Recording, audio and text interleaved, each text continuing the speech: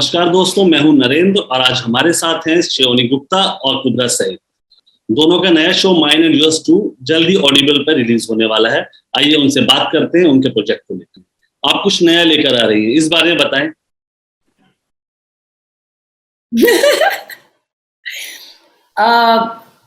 कहानियां माहौल के हिसाब से बदलती हैं और आई थिंक हमें ये मौका मिला कि हम एक ऐसी कहानी को बताएं जो लोग शायद ऑर्डिनरली ना बताएं, सुने। ये तो मतलब जिंदगी है, और जब जिंदगी कहानियों का रुख लेती है और किसी भी जरिए के थ्रू, वो ऑडियो मीडियम हो, वीडियो मीडियम हो, किसी भी मीडियम के थ्रू हो, अगर वो किसी तक पहुंच रही है तो मेरे हिसाब से वो एक अच्छी बात है। तो आई थिंक श्रेयोनी और मेरे बीच का जो ये रिलेशनशिप है, हमारे जो दो किरदार हैं, हमें तो बहुत मजा आया ये करते हुए। बिकॉज आई थिंक जब मैं छोटी थी, जो फिल्म से मैं सबसे ज्यादा इंस्पायर हुई थी वो कुछ कुछ होता है वो थी। एंड मैं हमेशा कहती थी I want to be the one who sometimes grows up, at some point grows up and plays Kajol's role. तो I think triangle love stories हमारे एक जिंदगी का हिस्सा रह चुकी हैं बहुत बहुत सालों तक. But now to bring it with a twist and to bring it with the connection and the inclusivity of the LGBTQIA community and to be okay with who you are, ये मेरे लिए बहुत ही एक प्रिविलेज्ड पोजीशन में रहने की opportunity थी. श्रेयोनी आप बताएं. मुझे लगता है कि हम जो फिल्में बनाते हैं, जो प्रोजेक्ट्स बनाते हैं, इस मामले में एक ऑडियो शो बना रहे हैं जो इंडिया के लिए बहुत नया है. एक्चुअली नया नहीं है क्योंकि हम रेडियो प्ले सुनते आ रहे हैं, तो एक परंपरा है हमारे देश में. पर हम जो बनाते हैं, हम जो देखते हैं, उसको हम जिसमें विश्वास करते हैं, जो सोच रखते हैं, उसको कहीं ना कहीं हमें रिफ्लेक्ट करना चाहिए, एंड मुझे लगता है जो पॉलिटिक्स में हम विश्वास करते हैं, जैसे इसमें एक हेटेरोसेक्सुअल रिलेशनशिप भी है और एक LGBTQI रिप्रेजेंटेशन भी, एक होमोसेक्सुअल रिप्रेजेंटेशन भी है. और हमारा जो मॉडर्न आजकल के जमाने में ये थैंकफुली लोग अवेयर हो चुके हैं. थैंकफुली लोगों ने सीख ली है कि हम सबको इंक्लूसिव तरीके में एक सोसाइटी बनाना है जिसमें सब लोग, हर इंसान, इर्रिस्पेक्टिव ऑफ कहाँ से आते हैं, क्या करते हैं, किसको पसंद करके, किसको प्यार करना चाहते हैं, किसके साथ जिंदगी बिताना चाहते हैं, आप जो क्यों ना हो, आपको जीने का और आपके तरीके से जीने का हक है. और हमारे फिल्मों में, हमारे शोज में सबको इंक्लूड करने का एक रिस्पॉन्सिबिलिटी होती है. और मेरा एक one of my most favourite shows Schitt's Creek है. एक नेटफ्लिक्स का शो है, पर उसमें ना एक बहुत कमाल का एक चीज है जिसमें जो जगह है वहां पे सब पागल लोग हैं. सब कोई जो हम नॉर्मल बोलते हैं, क्योंकि नॉर्मल क्या है किसी को नहीं पता, पर जो हम सोचते हैं शायद कि ये नॉर्मल होगा, कोई वैसा नहीं है. हाँ, सब थोड़ा है और बहुत इंटरेस्टिंग कैरेक्टर्स है, बहुत एंटरटेनिंग कैरेक्टर्स है, पर कोई जजमेंटल नहीं है. और इतना एक सेफ स्पेस है सबके लिए कि आप जैसे भी हो, अच्छे लोग हो. और I think mine and yours में वो एक सेंस है कि कोई जजमेंट नहीं है. और जो मेरा कैरेक्टर है जो बीच में है, एक तरफ नकुल है, एक तरफ कुबरा है. जो प्रिया का कैरेक्टर है जो मैं निभा रही हूँ, वो ना ऐसे जा रही है और वो इस तरफ भी उतनी ही इंटेंसिटी और शिद्दत से जा रही है जो इस तरफ जा रही है. और उसमें अनफॉर्चुनेटली बहुत सारे बाहर के जजमेंट्स होते हैं, पर आप जब उस जगह पे होते हैं, आप खुद को जज नहीं करते, आपको पता है आप कुछ गलत नहीं कर रहे हो. तो ये बहुत इंटरेस्टिंग और बहुत ब्यूटीफुली लिखा गया एक लव स्टोरी है, एक लव ट्रायंगल है, और तीनों लोग अपनी जगह से बहुत ही ट्रू है और बहुत इंटरेस्टिंग, और बहुत तीनों कैरेक्टर्स बहुत अलग अलग है. तो कुबरा नकुल और मेरे इंटेंट बहुत अलग है, यू नो, द कैरेक्टर्स का। तो मजा तो बहुत आया। और पहली बार मैं एक स्टूडियो में 3 एक्टर्स के, यू नो, एक्चुअली मंत्रा जो हमारे डायरेक्टर है वो भी एक्टर है, बहुत कमाल के। और कुबरा नकुल तो है ही। तो हम 4 लोग एक ही छोटे से कमरे में, स्टूडियो में, जो मंत्रा का स्टूडियो है वहां पे रिकॉर्ड कर रहे थे। और बहुत मजा आ रहा था, क्योंकि लग रहा था कि हम ऐसे जैसे एक सीन करते हैं ना, पर ऑडियो में जनरली आप अकेले होते हो डबिंग स्टूडियो में, पर यहाँ पे we were, although we were not looking at each other, sometimes we were, पर वो हो रहा था, बहुत गिव एंड टेक हो रहा था, टाइमिंग बहुत रियल था। तो whatever little I have heard, it sounds fantastic if I can say so myself. So I'm very excited. Sorry, it was a long answer, but yeah. देखिए, अभी तक आप लोगों के जो फैंस रहे हैं उन्होंने आपकी एक्टिंग को देखा है, इस बार आवाज को सुनेंगे आप लोगों की। तो किस तरह, क्या स्पेशल लेके आए अपनी आवाज में? ऐसा क्या रहेगा जो उनको अपील करे? कहानी हावी है या आपकी आवाज, आपके एक्सप्रेशंस, क्या रहेगा उनके लिए? देखिए, मेरे पापा हमेशा बोलते थे कि मेरा बहुत बेस वॉइस है ना, थोड़ा वैसा है। तो मेरी मम्मी बोलती थी बांग्ला में कि हिड़े गोला, क्योंकि मेरा हमेशा, छोटी सी थी पर मेरा गला हमेशा, वॉइस हमेशा ऐसे वैसा। तो मेरे दोस्त बोलते थे उषा हो तो वैसा। और मेरे पापा बोलते थे कि जब बड़ी होगी ना तब बहुत कदर करेंगे लोग तेरे आवाज का, तेरा आवाज ही बनेगा। तो हाँ, मुझे लगता है मेरा आवाज ही। बट जोक्स अपार्ट, मुझे बड़ा मजा आता है आवाज से यू नो परफॉर्म करना, क्योंकि परफॉर्मेंस का बहुत बड़ा पार्ट आवाज होता है एक्चुअली, और मैं बचपन से करती आई हूँ।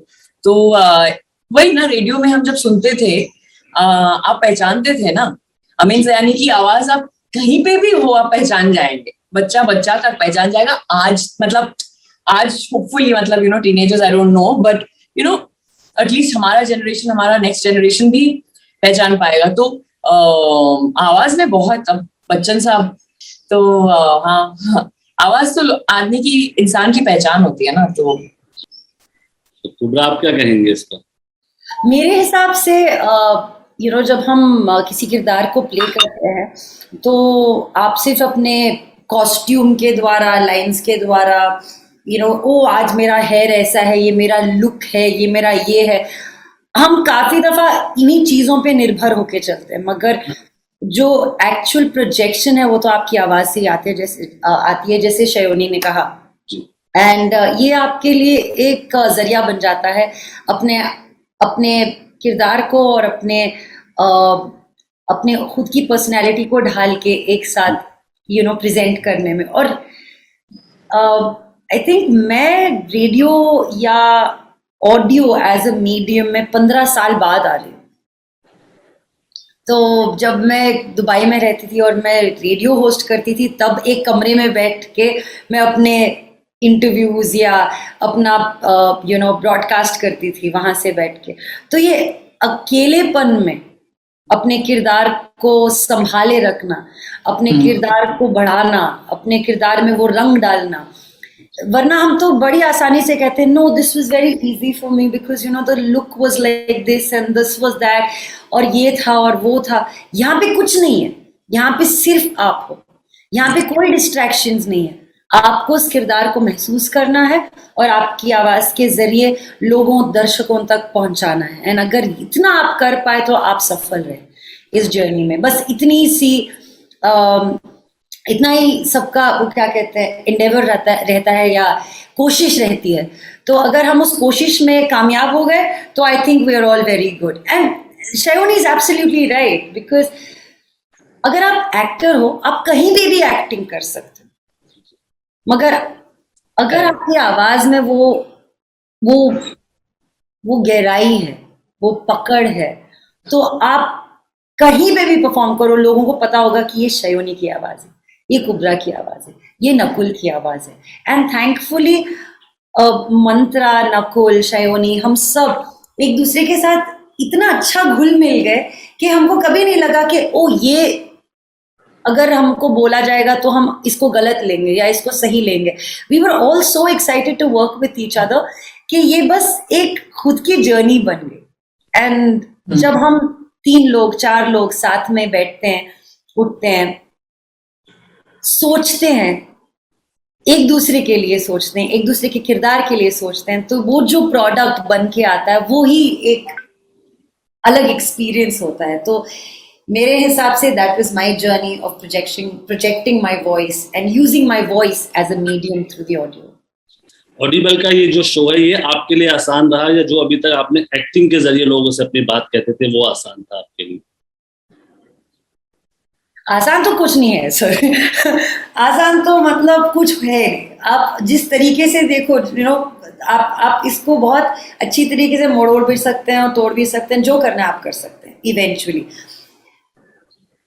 मेरे हिसाब से मुश्किल या आसान से ज्यादा इम्पोर्टेंट क्वेश्चन ये है कि आपके अंदर कुछ महसूस हुआ, कुछ शिफ्ट हुआ आपके अंदर जब आप वो लाइंस बोल रहे थे, आप अकेले बोलो या किसी और के साथ, अगर आपके अंदर आपको कुछ महसूस हुआ, जैसे कि इस पूरे सीरीज में देयर इज एक सेंस ऑफ कि I will get who I want and Shayoni is someone I want, और मुझे इस बात का कोई दुख नहीं है, कोई गम नहीं है, मुझे नहीं लगता कि मैं कुछ गलत कर रही हूँ।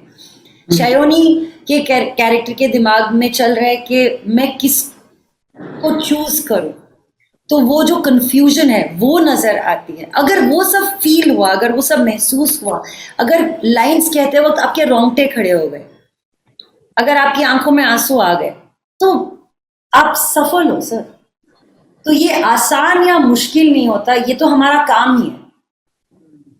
मगर एक चीज ये है कि मैं सुबह में उठी, मैंने पजामा डाला, टी शर्ट डाला और फिर मैं चली गई काम के लिए। आई थिंक मुझे याद है जब मैं शयोनी से पहली बार मिली थी, मैंने कहा आज मुझे पता शयोनी आने वाली है तो मैं अच्छे कपड़े पहन के आई हूँ स्टूडियो। याद है?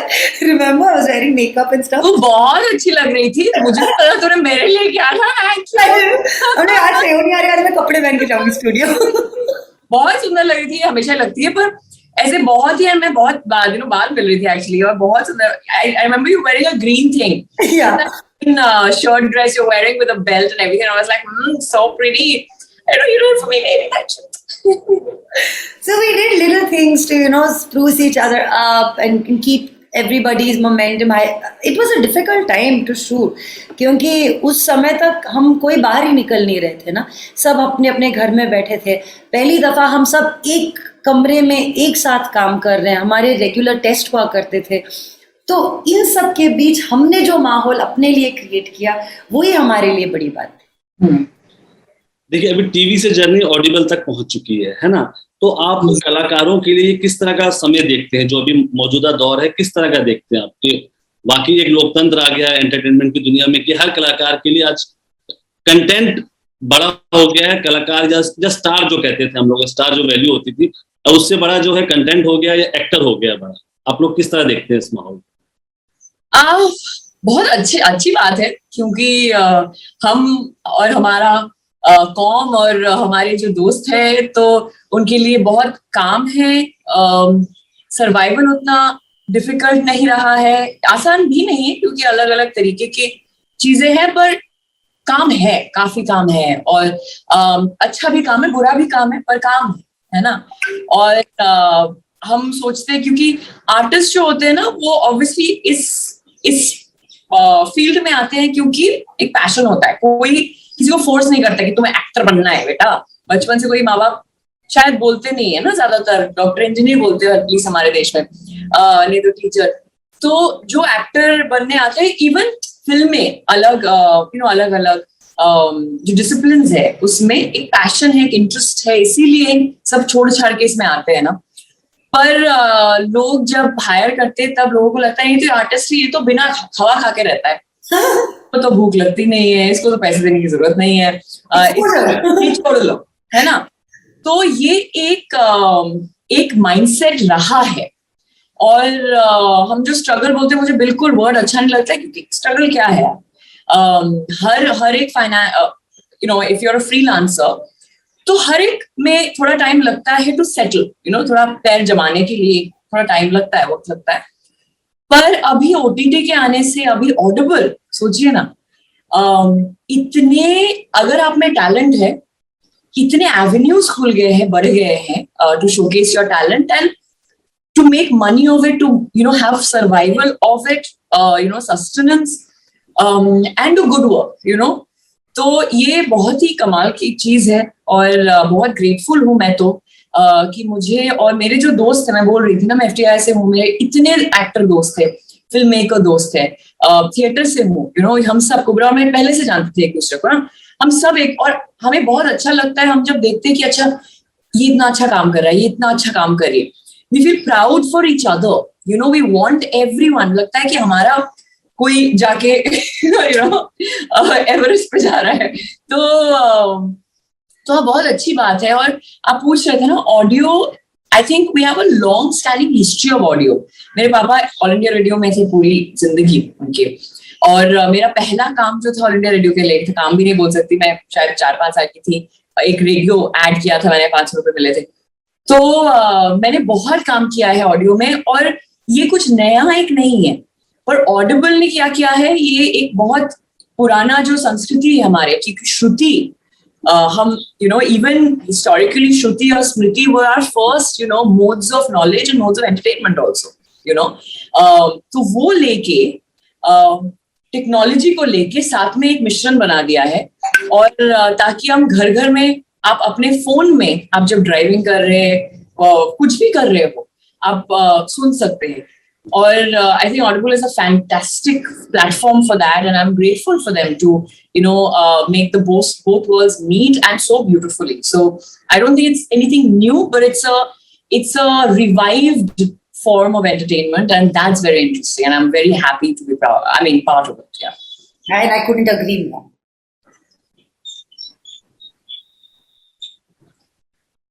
कुछ बोला आपने? हाँ, I said and I could not agree more. हम जो काम करते हैं उस काम के लिए जरिया और बढ़ गया है, और ज्यादा एवेन्यूज खुल गए हैं, तो why should anybody complain? If anything else we should embrace, and एक मौका मिलता है ना कि हम अपने गेम को स्टेप अप भी करें, कुछ नया सीखें।